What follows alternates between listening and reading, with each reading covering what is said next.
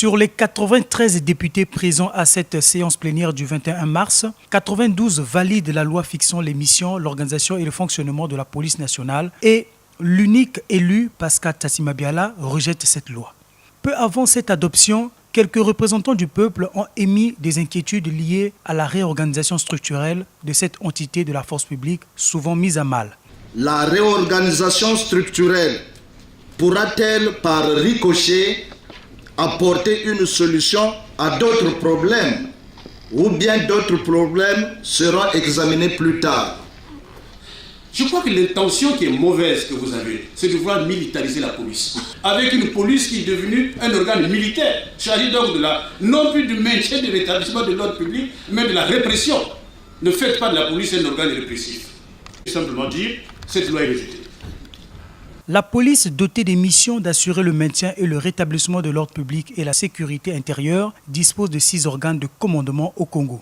Selon le gouvernement, le commandement unique n'est pas envisageable et la Direction générale de la surveillance du territoire exécute son travail en toute impartialité, contrairement à ce que certains politiques de l'opposition reprochent. Cette transformation que nous apportons, elle est commandée par tout ce que nous vivons de par le monde.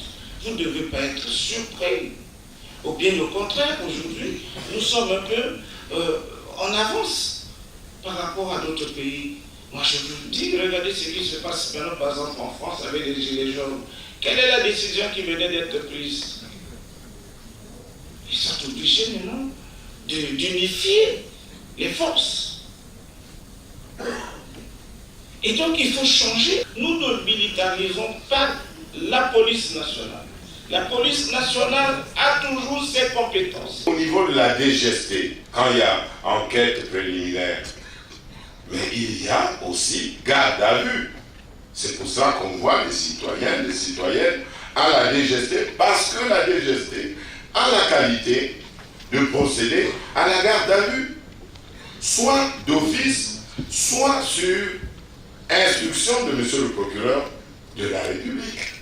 Si on veut penser que la DGST est une police politique, c'est écrit nulle part, dans aucune loi. En initiant cette nouvelle loi, l'exécutif veut rendre plus efficace et plus apte la police nationale. À cette même séance plénière, les députés ont aussi adopté 3 autres lois autorisant la ratification des accords relatifs au transport aérien entre le gouvernement de la République du Congo et les gouvernements de Luxembourg, du Burkina Faso et du Royaume des Pays-Bas.